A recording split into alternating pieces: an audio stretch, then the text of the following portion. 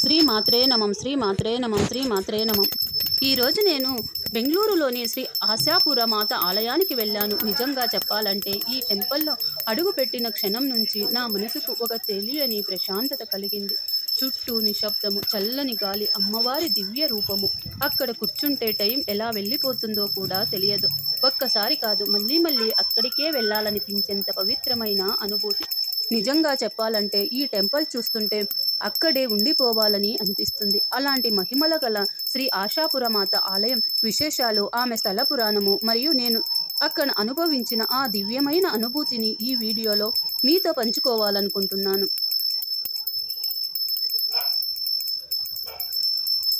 కొన్ని దేవాలయాలకు వెళ్ళి వస్తాము, కొన్ని దేవాలయాలు మనం చూసి వచ్చేస్తాము, కొన్ని దేవాలయాలు మాత్రం మన మనసులోనే ఉండిపోతాయి.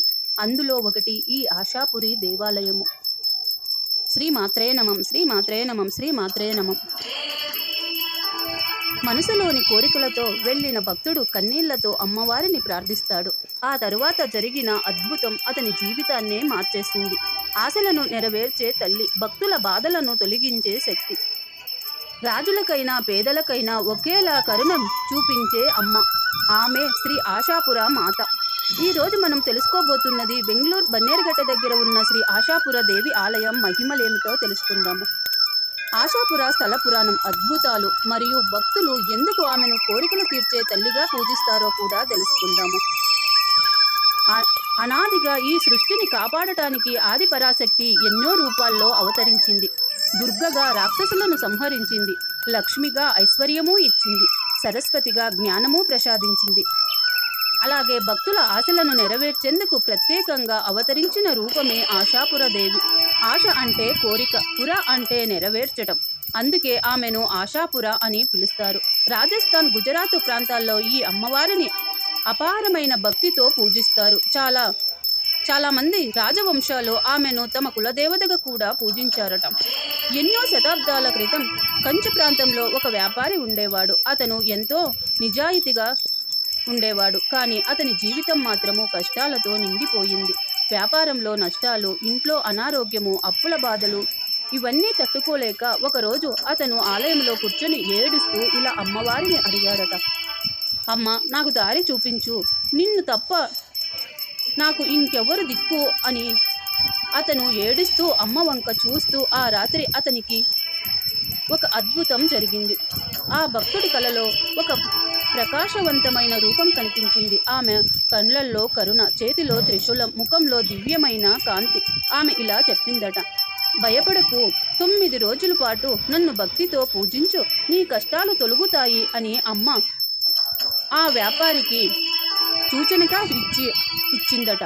ఆ భక్తుడు మరుసటి రోజు నుంచే నవరాత్రి దీక్ష ప్రారంభించాడు. ఉపవాసం, దీపారాధన, జపం, తపం, ఎంతో భక్తి శ్రద్ధలతో అతను ఆ రోజు నుంచి 9 రోజుల పాటు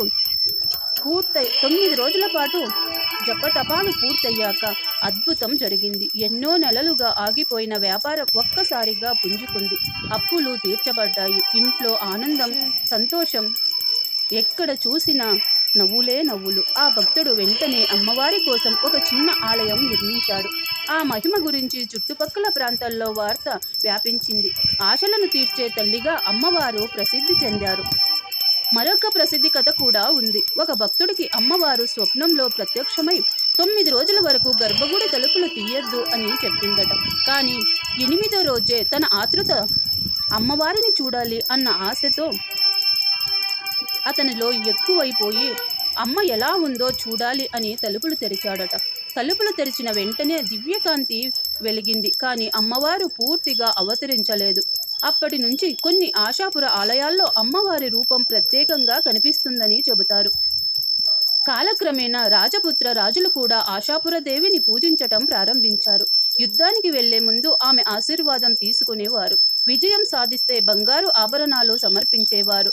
అమ్మవారి ఆలయాల్లో అన్నదానాలు, నవరాత్రి ఉత్సవాలు, దీపోత్సవాలు ఎంతో ఘనంగా జరిగేవి. కాలం మారింది, కానీ భక్తి మారలేదు. రాజస్థాన్ నుంచి బెంగళూరు వరకు వచ్చిన భక్తులు అమ్మవారి ఆలయం నిర్మించాలని సంకల్పించారు. అలా బన్నేరుగట్ట దగ్గర ప్రశాంతమైన ప్రకృతి మధ్య ఈ ఆలయం నిర్మించబడింది. ఈ ఆలయం రాజస్థానీ శైలిలో నిర్మించబడింది. గర్భగుడిలో అమ్మవారి రూపం ఎంతో శక్తివంతంగా ఉంటుంది. నవరాత్రి సమయంలో ఈ ఆలయం లక్షల దీపాలతో ప్రకాశిస్తుంది. డప్పుల శబ్దము, భజనలు, అలంకరణలు, అమ్మవారిని ప్రతిరోజు వేరువేరు అలంకారాలతో దర్శించుకుంటారు భక్తులు.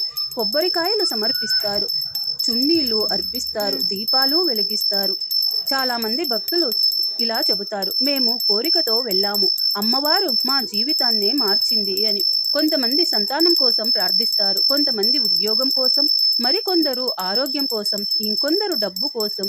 భక్తి అంటే అమ్మవారు తప్పకుండా కాపాడుతుందని వారు చెబుతారు. ఆశలని నెరవేర్చే తల్లి, కన్నీళ్లు తుడిచే తల్లి, భక్తుల పిలుపు వింటే వెంటనే కరుణ చూపే దేవి. ఆమెనే శ్రీ ఆశాపుర మాత. మీరు కూడా బెంగళూరులోని ఈ పవిత్ర ఆలయాన్ని దర్శించి అమ్మవారి ఆశీర్వాదం పొందాలని మనస్ఫూర్తిగా కోరుకుంటున్నాము. జై ఆశాపుర మాత.